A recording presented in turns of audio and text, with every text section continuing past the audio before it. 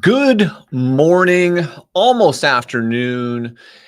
It is November 20th, and we are going to review the Seattle Metro. We're going to go through all of the market stats. We're going to look at home prices.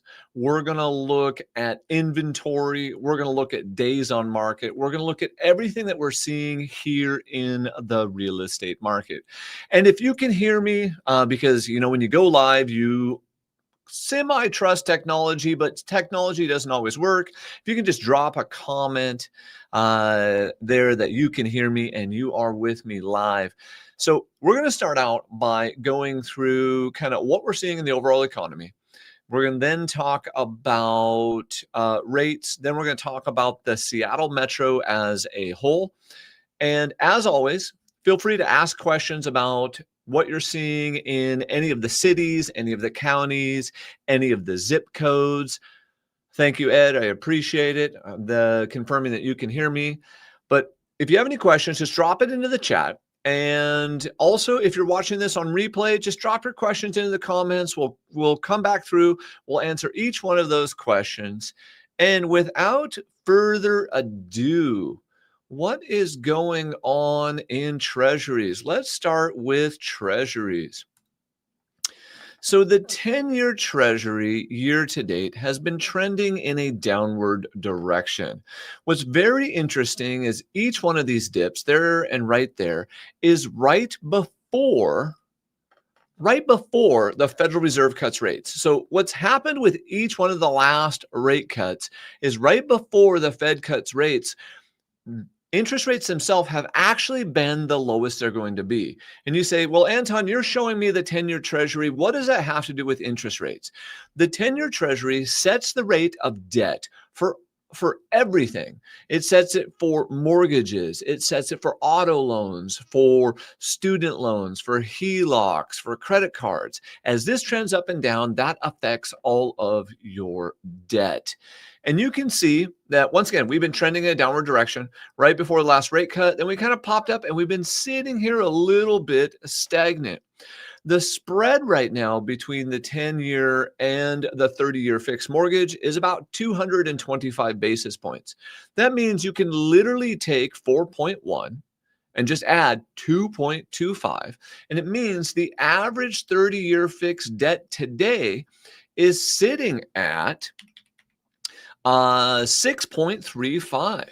If we go to Mortgage News Daily, this is just a great way to look at that. And then look, it's showing us that today it's 6.36. So you can look at this website, Mortgage News Daily, or you can go look at the 10-year treasury and simply add 2.25. Next, let's talk about the 10-year versus the 2-year. So the 10-year versus the 2-year, the spread, when we are in this over 50% number, so we're at 0.55, okay? When we're above 0.5, this means the economy doesn't like it. It's in some type of shock territory. Things are not working smoothly. And we know right now for most consumers, things are not working smoothly, that there's a lot of fear that's sitting inside of the market. What's another good measurement of fear that's sitting inside our economy? You can look at what's called the VIX index. So this is a trading view for those of you that like to do a little stocks. And, I love also doing a little stocks, basically anything we can invest in. I just want to be an investor. And you can see that right now we're sitting at 27. It's up 14%. This is the greed, the fear index. And as this number gets above this 20, it means we're in a more fearful situation. More fearful. Well, why is that happening? So they had jobs come out today. BLS jobs data. And the BLS jobs data actually came out pretty decent today. But we had been waiting on this data for so long that this data it wasn't as well received as we'd like it to be. So payroll unemployment edges up to 119,000 in September, and unemployment rate as little as 4.4. what we're seeing in the jobs overall, like, let me just break this down overall. Jobs are slowing down. We're seeing more people stay, and the unemployment rate is rising. They're worried this data was going to be worse than it is, but what this data is showing is that the economy itself right now is kind of flat. And then I know that they're sick of hearing this from the news, from politicians, like, oh, the economy is good, everything's okay. When here's what I'm hearing on the ground. I'm hearing the average person is feeling massively pinched, and they're feeling massively pinched due to affordability. And it's for all things. It's gas, it's groceries, it's mortgages or rent, it's food, it's entertainment, etc. We are in an affordability pinch. And I think that's the main thing politicians are going to have to get solved right now. All right. Well, where does that lead us in regards to the next rate cut? These numbers have completely changed. The Federal Reserve, basically, during their last meeting, they came out and they gave us the rate cut, but then they were slightly dovish. Well, the stock market very much responded to that. The stock market started pushing higher, and everyone started talking about the rate cut in December. So the Federal Reserve, over the last week and a half, a lot of their board members have been out talking to us, and they've been talking down the market. Well, how much did they actually talk down the market? They talked down the market from, look, 1 month ago, there was I know that's hard to see, but there's a 98.8% chance of a rate cut. That's 1 month ago. And today, that number has dropped to 40%. The Federal Reserve is essentially slowing down the market because the Federal Reserve admitted that they were being too restrictive. And so they're stopping the process of what's called quantitative tightening. You can think of quantitative tightening as sucking oxygen out of the economy. They're making the financial conditions more restrictive. And as they suck that out of the economy slows down. So they're starting to move from fully restrictive to less restrictive starting here in December, but they didn't want to immediately bake this in. So right now, it is not a foregone conclusion of a rate cut. Now, this may be them just talking us down. And of course, we got to wait all the way till December. So there is more time for other data to come out, but time will tell if this happens. If we get this rate cut right now, it is showing that we would get a rate cut in January, but not necessarily the one in December. And so I don't know that January is a foregone conclusion. So if the Federal Reserve decides to skip December, they'll probably cut in January. But if they cut in December, we probably won't see a cut in January today. Now, all of this changes all the time. Well, what does that mean for our buyers? Well, looking at this 10-year Treasury, if we get another little cut, you are probably looking at rates in the low sixes, so think like 6.1 to 5.9. That is going to be part of our thesis heading into the spring market for 2026, because we believe the spring market's going to be busier in 2026 than it was in 2025, and we'll get there. But understand the thesis for that is based on these future rate cuts that are coming. When we're talking about rate cuts, the thing I want you to understand is as the Federal Reserve cuts rate and as mortgage rates go down, when mortgage rates go down, it's more affordable for the average buyer. As it's more affordable for the average buyer, what happens is demand increases. As demand increases and supply stays the same, prices rise. So that's our general thesis for 2026. And now some of you are going to argue, oh, it's unaffordable and prices therefore have to drop. I agree with you, it's unaffordable, but there's nothing in the data today showing a massive drop in prices here in the Seattle Metro, even though some prices are slightly down in some areas, but the majority overall is flat to slightly up year to date. below, though, the historical rate of appreciation.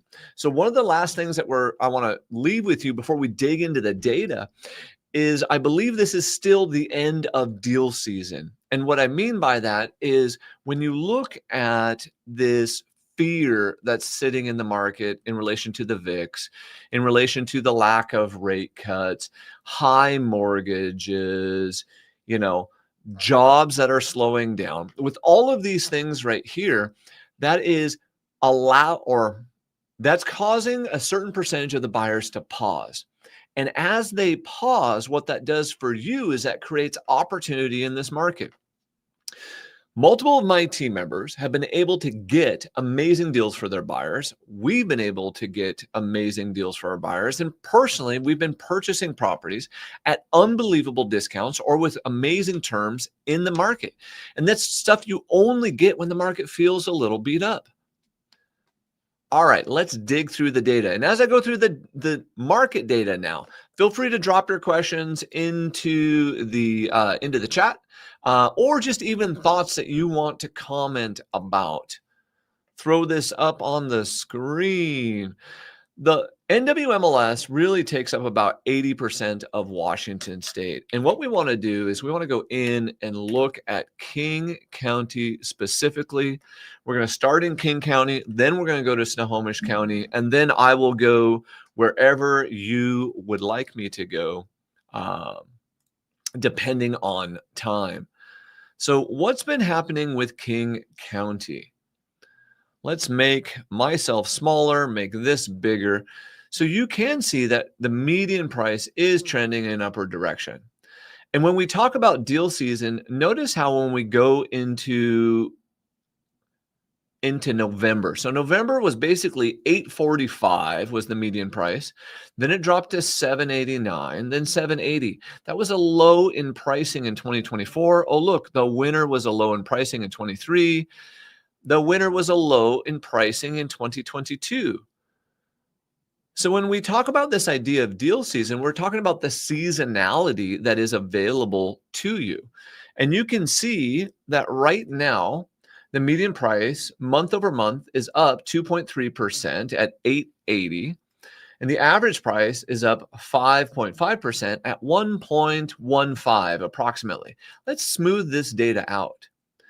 When we smooth the data out, and this is what I mean, I say it's up just barely. The average price is only up 1.9% year to date, and basically flat at 851. This right here, when you factor with prices like that, when you factor in inflation, that means that home prices did not appreciate even as fast as inflation here in King County, which is just amazing. Usually this number is greater than 5%, like 5 to 7% is very normal when you look over the last, 20 years.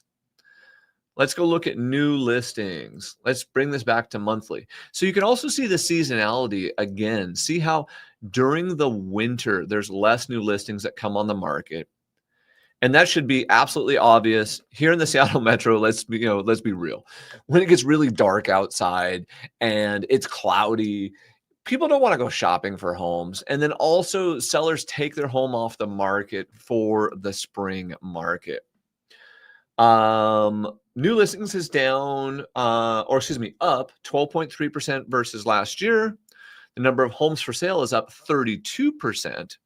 So this is one of the things that we keep mentioning is that because the inventory has been up, because the number of listings has been up, this has allowed certain buyers to get amazing deals on certain properties because of this additional inventory. When you look at pending sales, you're down 5.6% month on month, and year to date, about the same as we did last year. Let's look at closed sales. Closed sales down 7.6% month on month and 2.1% up year to date. Once again, the market's been kind of flat. Days on market, let's look at the average. Let's turn that into monthly. So 35 days on market, and you can see going into the winter, the days on market naturally rise. That is the seasonality. A mistake that agents have been making that haven't been in the market for a long period of time, and we've been doing this since 2003, and I've been looking at this data since 2003. The mistake that agents make, though, is when the market started slowing down and returning to what we call a more normal market, everyone was freaking out. And they were freaking out because listings weren't selling in less than 2 weeks. And as you can see, 35 days is a more normal days on market. And if you go back in time, that's really in line with 2016, 2017, 2018, in line with pre-pandemic days on market, which was more of a normal market. Well, we all got addicted to the cheap interest rates, and the buyer got used to the cheap rates, and the seller got used to the cheap rates. And so when things moved from a couple weeks or sometimes even hours and days in certain parts of King County and Snohomish County, everybody started freaking out. But this is more normal. I want to reiterate something about the homes for sale too, because the national media has been really harping on, oh my goodness, inventory is up so much. Inventory is in line with 2018 and 2019 right now, over 16 and 17, a little bit over 15, but definitely below 14. Nowhere near this giant peak over here, which was the crash during the great financial crisis. So don't let someone selling fear and doom tell you the sky is falling when right now we've got in King County homes for sale 6,908. And in the peak of the great financial crisis, we had 19,605. That's basically 3x where we're at today. So realize that's the level of inventory it takes to crash a market and cause things to fundamentally change. What also happened during the great financial crisis, to remember, is we had the ninja, no income, no job, you didn't have to document anything loans. And we had the ARM loans that reset, where people didn't have to qualify for the next full payment. If you got an ARM loan in the last 5 years, you had to qualify for the full payment when the ARM went to reset. So that buyer qualify is number one. Number two, we're still experiencing the lock-in effect from during COVID and post-COVID, when rates were at a historic low, just historically low. You just go look at the 10-year Treasury. Now watch, kick this out 5 years. Look at that. 0.83. Take 0.83 and add 1.8 to it. That's how low it was. The lowest it got, so some people got 30-year fixed debt at literally like 2.4. I mean, what an insane number. If you have 30-year fixed debt that is anywhere below 4, what an asset to have in today's market. And that's literally, you can live in your property for less than rent. And that lock-in effect, because a lot of people who would like to sell their home can't afford the next one because mortgage rates are so high today at the 6.35. But from a historical standpoint, realize that is a very normal mortgage rate. When I bought my first home in 2003, my interest rate was 6.5, and I thought I got a smoking deal, and it was a great deal. And I bought twice the home I could afford, and I could barely make the payment. And looking back, it was an amazing opportunity for my wife and I, and then later our family. Anyway, digging back into the data. We talked about days on market. Let's go to months supply of pending. Let's drop this back down to 3 years. So you see the month supply of pending, you're at about 3.4 months. This 3.4 months, one thing that has changed though. See, back in the day, in the early 2000s, we used to say a buyer's market was 6 months and above. I don't believe that anymore. I think a buyer's market starts at about 3 months right now. Now, this doesn't apply everywhere, but if you can see King County has 3.4 months worth of inventory, that means there are pockets in King County that are in a buyer's market. And conversely, when you get below 3 months, I think that's a seller's market. And then, below like a month and a half, hardcore seller's market. You see the inventory is lowest right there in the winter and at the beginning of spring. This is one of my favorite ones to look at, the percent of original list price. The percent of original list price, this is one of those metrics that shows you the direction of the overall real estate market. The percent of original list price can be thought of as if I have a $100,000 property, and last month in October 2025, King County was 97.1. That means the average buyer got 2.9% off of the price, or they only paid $97,100 for that property. Of course, we know the median is like almost 900 and the average in King County is 1.15. But I'm just trying to give you simple math. You can see September was the lowest at 96.9 and then came back up a little bit. So September was probably some of the best buying opportunities in King County. And what did we tell you? We told you it was deal season. We were screaming it from the rooftops. We were sharing it on social media. We knew it was happening in the data beforehand. How do we know it's happening beforehand? You can see it in this right here, in this kind of market watch data. You can see, and I think this is actually set up for Snohomish County right now. Let's just double check. Yeah, let's move this one over to King County just so we're on the same page. So King County, single family, in the last 7 days has had 487 new listings come on the market. 66 go back on the market, and 441 have a price reduction, and 621 went pending. So right now, this is inventory dropping, but that's still a significant number that had to reduce their price. And 263 had to cancel their listing, 131 expired, and 500 sold. In other words, it is still a buyer's market-ish. You're never going to get into a hardcore buyer's market, right now, because we didn't build enough homes. We don't have a high enough foreclosure rate, but you're in a light buyer's market with opportunities, and you can see that right there in the data. Once again, if you guys have questions as we go through this, or is it a specific city you want to look at, a specific zip code, a type of property, let me know, because I'm happy to go through that. If you watch this on replay, just simply drop it into the comments. Let's dig back into this. Let's go to price per square foot. The average price per square foot last month in King County was $531 on a price per square foot basis.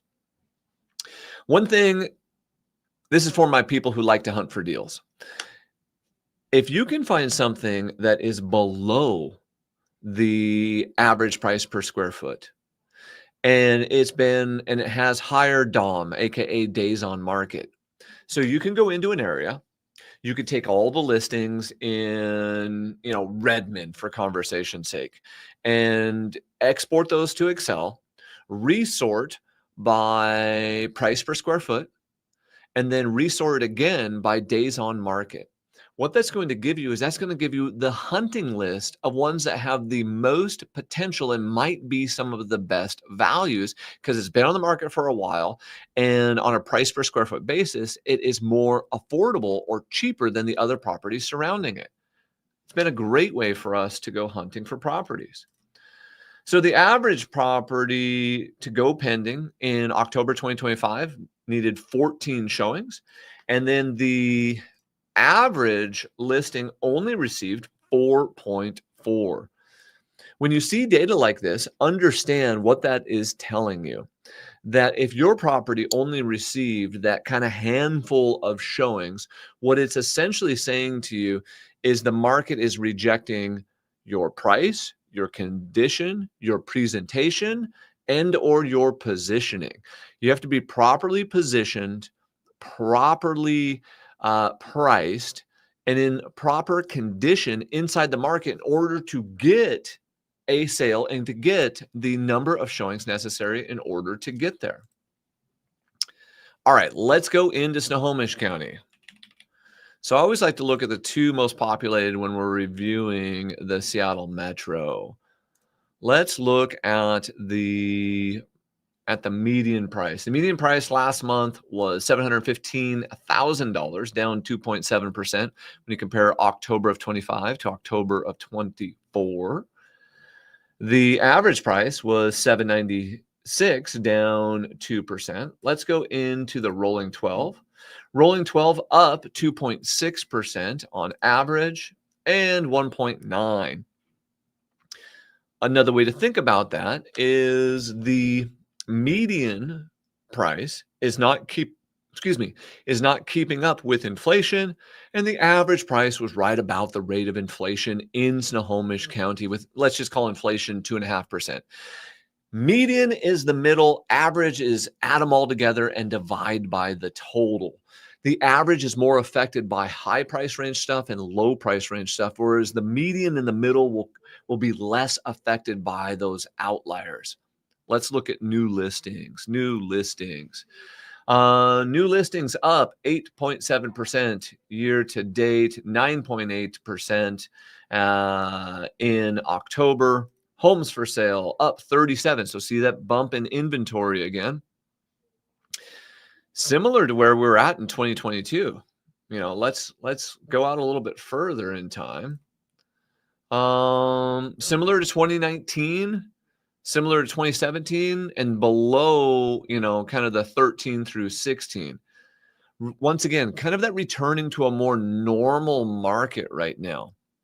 And as I say that, I want you to really keep this in mind that if rates continue to trend down and the Fed then cuts rates, whether that's in December or January, what this means once again is that you will have a busier spring. Right now, this is my educated prediction, but realize no one has a crystal ball. And we also, if you're a buyer, a seller, or an investor, we need to look at your situation individually, the specific part of the market you're looking in, to see how this data affects you. You can hit us at rsg.com. You can drop it in the comments. But I'm talking overall in King County and Snohomish County. Expect that you will have higher appreciation in 2026 because rates are trending down, and the Federal Reserve is, even if they don't cut in December, they are going to cut. Number two, expect, because the debt gets cheaper, there are more buyers in the market, which equates to more offers, which means you will see higher price appreciation. So my guess for price appreciation is going to be more normal in that kind of 4 to 5%. And our number of sales, I expect to go up as much as 10% in 2026. Of course, the further we go into 2026, I actually believe the hotter the market gets. A question I always get to is like, hey, Anton, when does the spring market start here in the Seattle Metro? The spring market starts when the cherry blossoms come out. The cherry blossoms come out as the weather just starts to warm up. It gets a little bit sunny. That is the start of our spring market. And I've already shown you inside the data, but let's just look at it. Let's look at it together. What happens is this is winter of 2025. Snohomish County only closed 559 sales. Then by April, you're closing almost 900. Well, those sales started all the way back here in March. And then you see us peak in July at 956 in that month. But those sales were happening in June and May. So the spring market is somewhere starting there, kind of March-ish, and then it goes up from there. Well, what happens to prices during that same timeline? They rise. Okay, you see that? So if you want a deal, aka deal season, or the best time to buy, it is during the seasonality. It is, well, it already started, but it's basically like October to February is some of your best opportunities to purchase here in the Seattle Metro. All right, back to the data. Days on market, up 22.6% to 38 days on market and still rising. The month supply of pending sitting flat at 2.9. Very interesting. There's less inventory in Snohomish County than King County. Now, that is probably a function of affordability, because Snohomish County is more affordable. Let me know if you guys have any thoughts in regards to, why that is happening. Let's look at the percent of original list price. This percent of original list price, see that how it peaked right there in the spring? Once again, spring market. Over the long run, the percent of original list price, over the long run, like the last 10 years, this has averaged like 98%. So when the data gets above 98%, that is the market saying, I am in a bidding war. When the data gets below that 98% threshold, aka the average buyer getting 2% off of the purchase price, it means that some buyers are getting great deals. And last month, what we saw here in Snohomish County for 2 months in a row was 96.4. Well, let's go back and look over the last 5 years. That's pretty low. The only thing that was lower in the last 5 years was because of all the pain that was caused in 2022 when the Federal Reserve decided they were going to massively yank our chain and raise interest rates the fastest they had since the 1980s. Other than that, this is the best time to buy right now. We're backing up what we're saying with data. Imagine that. Price per square foot, $412 is the price per square foot. Once again, be thinking about how you can use that data to your advantage.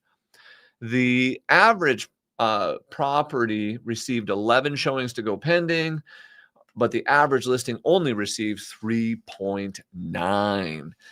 Is there a city you want me to look at? Another piece of data, an area that you want me to look at? Otherwise, I'm going to dig into Skagit County real quick and look at Pierce County also. We'll start with Pierce, and then we're going to go into Skagit County. Oh, Ed, I totally agree with you. That's actually a very good point. There was price cuts, and then the buyer was able to get a good deal.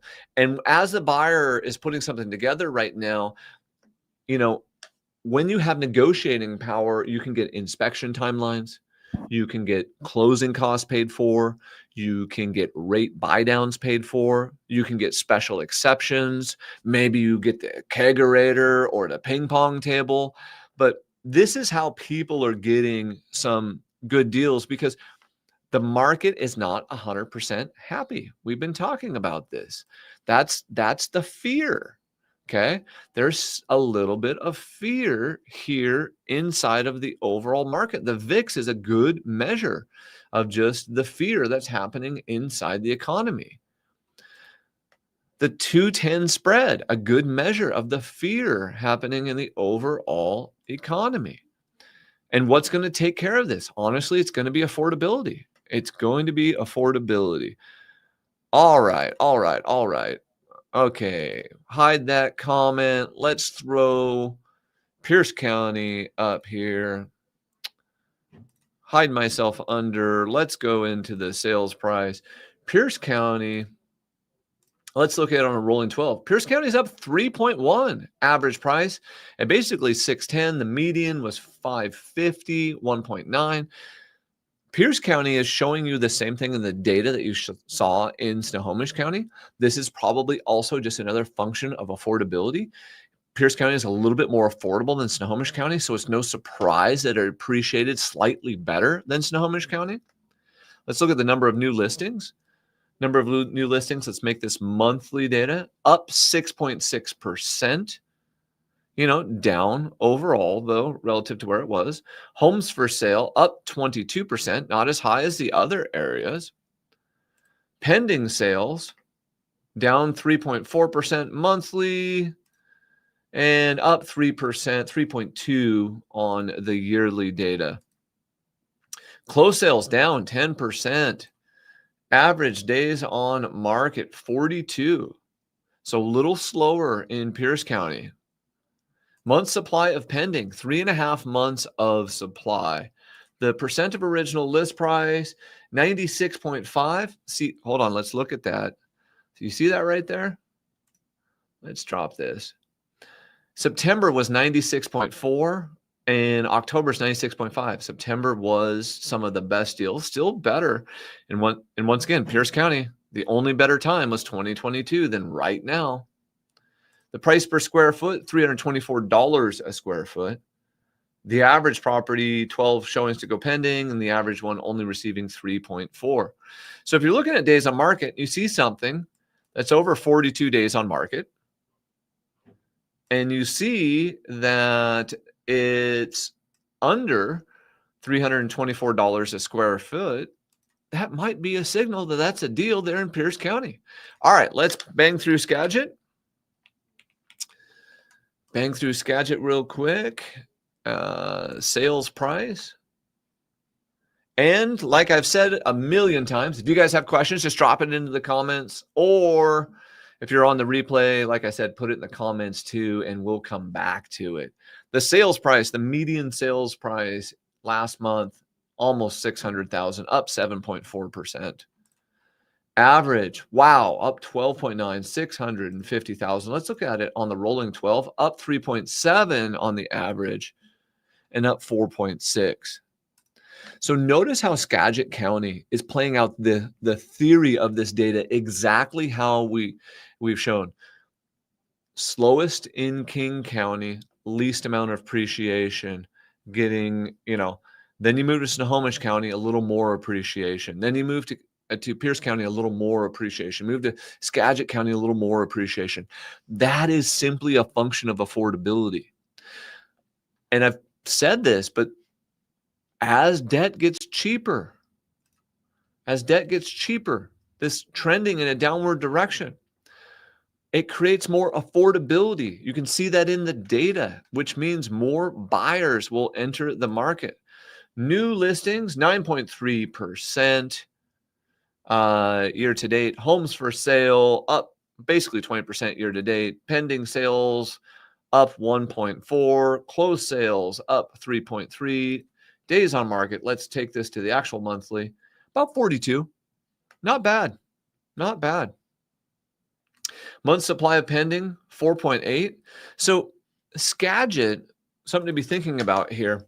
Skagit County is going to be a little bit slower because it's just, it's a slower area. There's just less population. So for Skagit to be at like 5 months worth of inventory, that is like a buyer's market. That's almost like the traditional definition of a buyer's market, which would be 6 months. Versus if there's that much in Snohomish or King, that's a real buyer's market.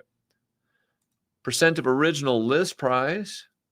95.3. Yeah, so right around 95 last 3 months in a row. Means the average buyer in Skagit County has been getting 5% off of the list price. You've been getting some good deals up there. Price per square foot, 366. Shows to go pending, 10. Showings per listing, 2.4. All right, right on. That is really all I have for you today, unless you have any questions about the market, or if there's something you wanted to look at specifically, feel free to drop that in as we close out here. But in closing, the rate cut in December right now is not guaranteed, but it looks like you'll get either a rate cut in December or January. So somewhere in there, it's starting to bake itself in. The 30-year fixed mortgage right now is basically 6.35. And right before the Federal Reserve meets seems to be some of the lowest rates that we're seeing for that particular cycle. It's the bond market is just like the stock market. They're moving on the rumor or selling on the rumor. And then once they know the actual number, so they're buying the rumor, then they're selling the news. That's what it's seeing. The fear in the market is still a little bit high because you can see that unemployment is slowly rising and the job market is slowing down. That's why the Fed is moving from a restrictive to a less restrictive stance. They're not even in neutral yet. Once they get to neutral, the economy starts to grow a little bit easier and on its own. And deal season is still in full effect. So Enjoy deal season. Go make some fun offers. If you're a seller and you don't have to sell right now, it might be advisable to wait to the spring, depending on where you're going to move to or what we're specifically doing with that asset.